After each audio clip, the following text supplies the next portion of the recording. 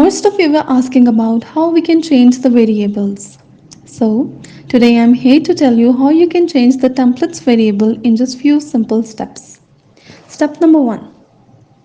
Simply click the option of templates, then create a template.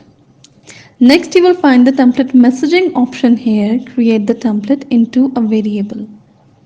Write variable and put underscore instead of putting space in between them and write the variable message here. Next option you will get text header. Now write OnCloud API in text header option. Written, done. Next step. Now write here Dear Akash. For example, I'm using this name as an example, but you can use any other name, whatever you wanted to write here. But I'm using this.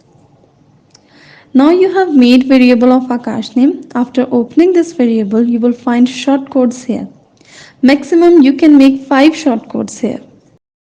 You can write here whatever name you wanted to write here and can make variable of that name. Next step. You will find parameters here and write your package will expire on this date. Whatever date you wanted to write here, write it here. Open this variable and write the date. Now write here your invoice ID.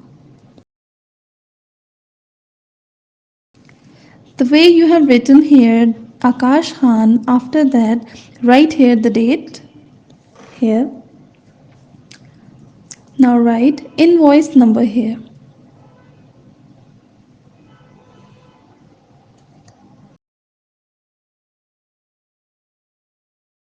Now put the footer text here.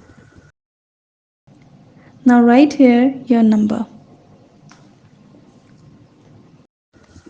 And now you will have to save the template. Once it's done, you will get the notification on your screen that your template is successfully created. Now click the template. You can see it clearly that it is written variable message inactive. Now click the check button and refresh it.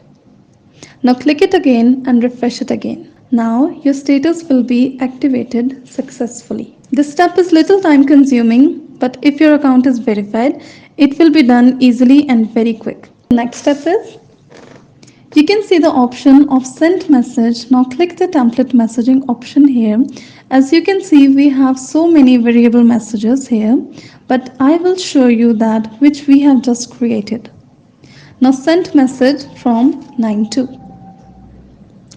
Now your variable parameters will active when you will click the space button. Before clicking the space button, look at it is written here. Click inside text area and press the enter key or space bar to activate the parameter. Now you can write here the information, whatever you wanted to write here, the name, the number, the invoice ID, whatever you wanted to write here, you can get here and simply send message. I will put the picture in the last of the video so you can see clearly that how you will get the message back. Thank you.